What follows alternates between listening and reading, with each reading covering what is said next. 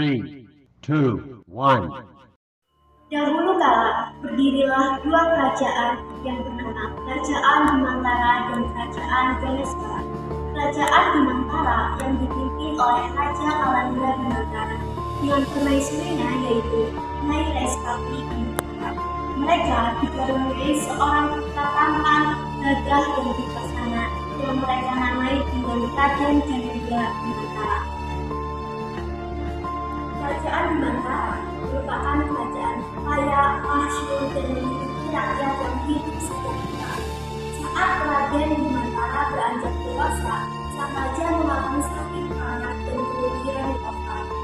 Kerajaan Bimantara kemudian dialih kepemimpinannya kepada sang ratu, yaitu Nyai Respati Bimantara. Anakku, bagaimana dengan latihan kepemimpinan muda Panglima Kusuma? Sangat baik ibunda, namun belum semua ilmu dapat dikuasai.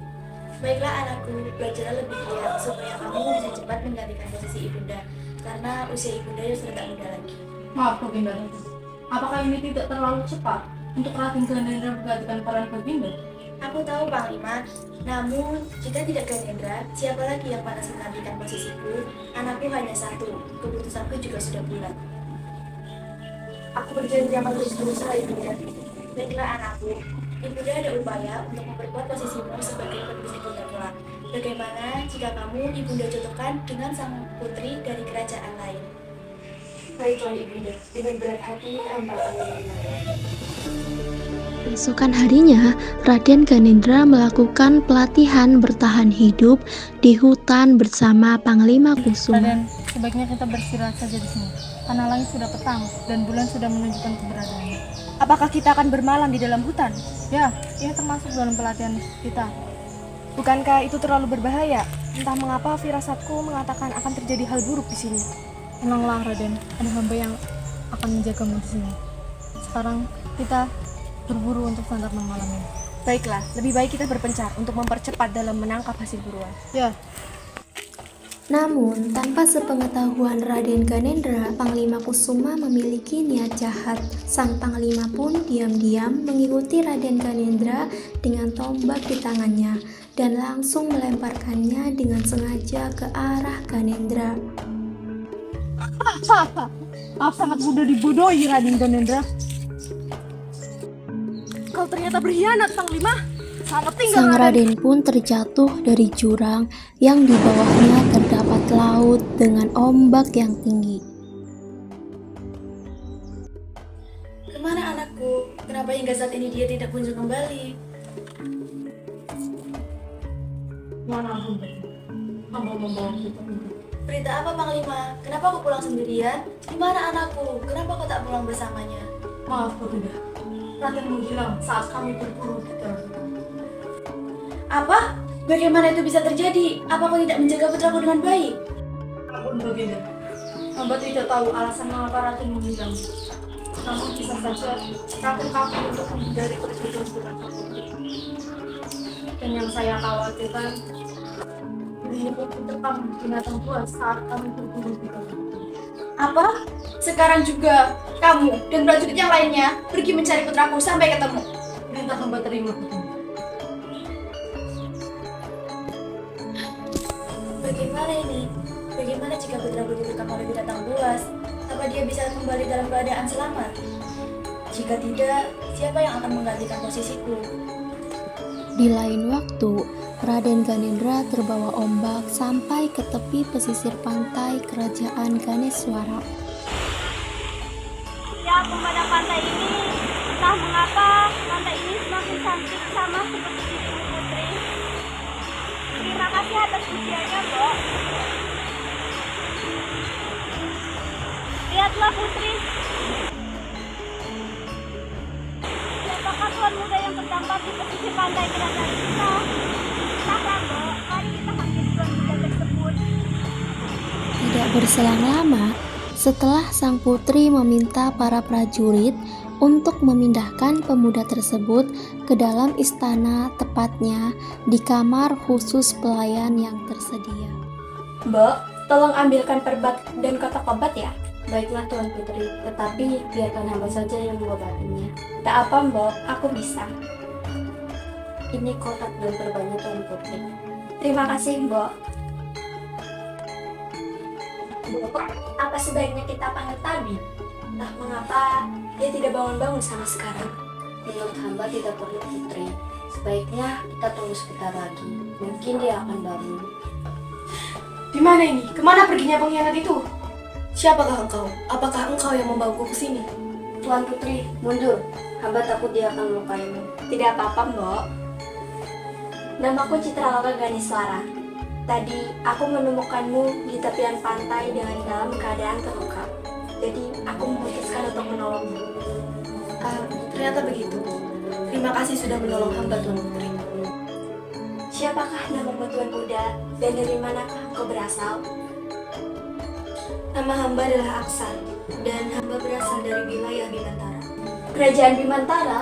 Bukankah itu negeri seberang? Dan bagaimana Tuan Muda bisa sampai ke sini? Memang benar, Putri.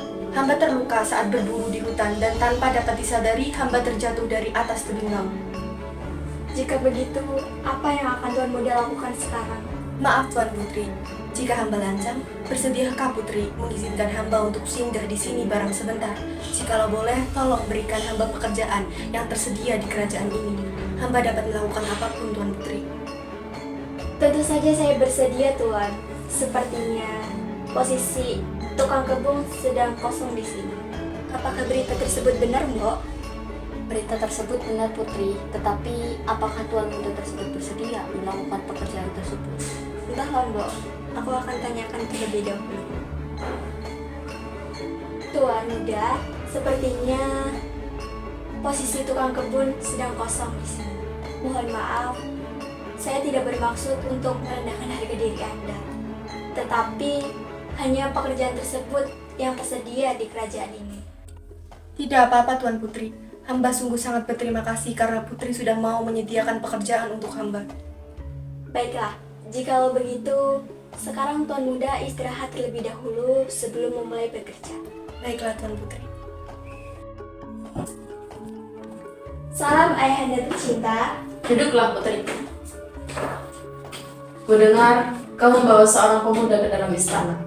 Benar ayahanda, pemuda tersebut aku temukan di tepi pantai dalam keadaan terluka. Jadi aku memutuskan untuk menolongnya. Siapa dan dari mana dia berasal? Pemuda tersebut bernama Aksa. Beliau dari wilayah Bimantara ayahanda. Kebetulan sekali, putriku. Ada yang ingin ayahanda sampaikan kepadamu. Gerangan apa yang ingin ayahanda sampaikan? Sebenarnya ayahanda ingin menjodohkanmu dengan putra mahkota dari kerajaan Bimantara, putriku. Ada gerangan apa ayahanda ingin menjodohkanku dengan putra mahkota? Tidak ada alasan yang istimewa, putriku. Ayah hanya ingin menjalin kerjasama untuk memperkuat kedudukan kerajaan kita. Baiklah ayahanda, jika itu yang terbaik untuk kerajaan kita, hamba menerimanya dengan lapang dada. Saat Aksa melakukan pekerjaannya, dari arah atas, Putri Citraloka memandang teduh Aksa yang tengah tekun melakukan pekerjaannya. Kenapa Tuan Putri? Tidak apa-apa, Mbok. Putri diminta untuk menemui Yang Mulia Raja. Baik, Mbok. Terima kasih atas informasinya. Setelah 1 bulan kemudian, Aksa memutuskan pergi menemui sang putri untuk meminta izin kembali ke wilayah asalnya. Jika hamba mengganggu waktu sampai Anda. Ada yang ingin hamba sampaikan? Tidak apa-apa, Aksa. Silahkan duduk terlebih dahulu. Begini, Putri. Hamba ingin meminta izin untuk kembali ke wilayah kerajaan hamba. Terima kasih atas segala hal yang Putri berikan kepada hamba. Baiklah, jika itu keputusanmu. Sebelum itu, apakah saya boleh bertanya satu hal? Tentu, Putri. Apa yang ingin Putri tanyakan kepada hamba? Sebelumnya, ini tentang wilayah kerajaanmu. Apa engkau tahu siapa nama putra mahkota kerajaan Bimantara? Tentu hamba mengetahuinya, Putri. Beliau bernama Raden Ganendra Bimantara. Kenapa Putri menanyakan hal tersebut? Tidak apa-apa, saya hanya ingin tahu. Baiklah, jika sudah tidak ada lagi yang ingin Putri tanyakan, hamba izin untuk kembali ke wilayah kerajaan Bimantara.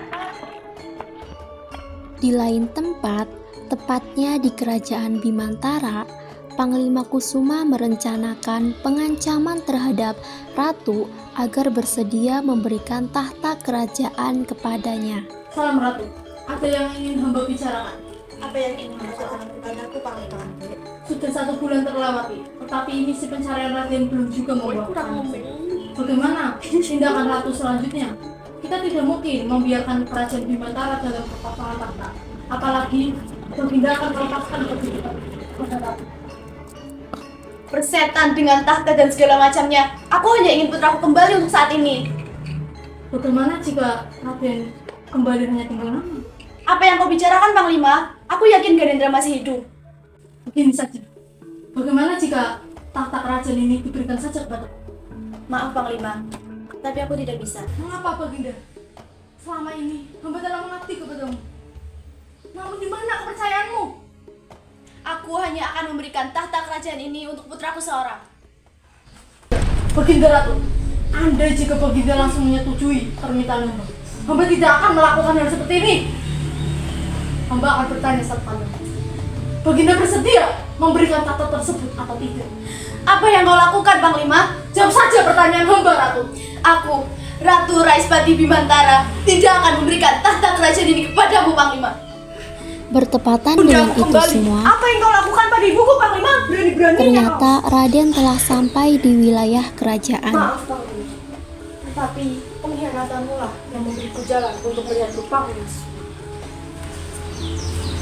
Panglima Kusuma akhirnya wafat setelah keris itu mengenai tepat di jantungnya. Selang beberapa hari, Raden telah diangkat menjadi seorang raja. Raden juga telah menceritakan semua kejadian yang ia lalui kepada Ibunda Ratu. Anakku, apa kau masih ingat dengan perjodohan yang Ibunda katakan sebelumnya? Tentu saja aku ingat, Ibunda. Baiklah, anakku, karena sebenarnya putri yang menolongmu pada saat itu adalah wanita yang akan kujodohkan dengannya. Ah, begitu ternyata. Pantas saja, waktu itu Putri Citraloka pernah bertanya kepadaku tentang putra mahkota kerajaan kita, Ibunda. Baiklah kalau begitu. Tapi, apa kamu setuju bila kita besok langsung melamarnya? Hamba setuju, Ibunda. Karena hamba juga sudah menaruh hati terhadapnya sejak kejadian itu. Keesokan harinya, sang ratu dan Raden mendatangi kerajaan Ganeswara untuk melamar Putri Citraloka. Raja, Anda kedatangan tamu. Iya. Salam Raja. Salam. Maaf bila kedatangan kami tidak sesuai dengan hari perjanjian kita. Tidak apa-apa, mungkin kan lebih cepat lebih baik. Silakan duduk, aku akan memanggilkan putri. Mbok, tolong panggilkan putriku ya.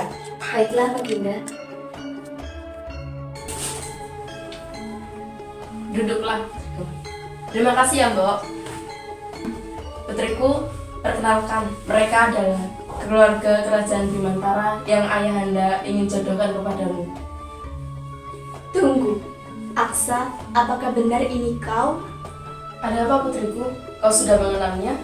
Jadi begini Raja, putrimu adalah penolong anakku pada saat ia tersesat dan terjatuh ke dalam laut. Ia juga memberikan pekerjaan kepada putraku selama putraku menyamar menjadi Tuan Aksa. Wah, kebetulan sekali ya. Sepertinya memang mereka sudah ditakdirkan untuk bersama. Akhirnya mereka berdua hidup bahagia. Pesan moral dari cerita tersebut adalah terkadang musuh paling berbahaya justru datang dari orang terdekat. Pengkhianatan adalah pengingat yang menyakitkan bahwa tidak semua orang layak atas kepercayaan kita. Jadi, tetaplah waspada pada setiap kejadian yang ada.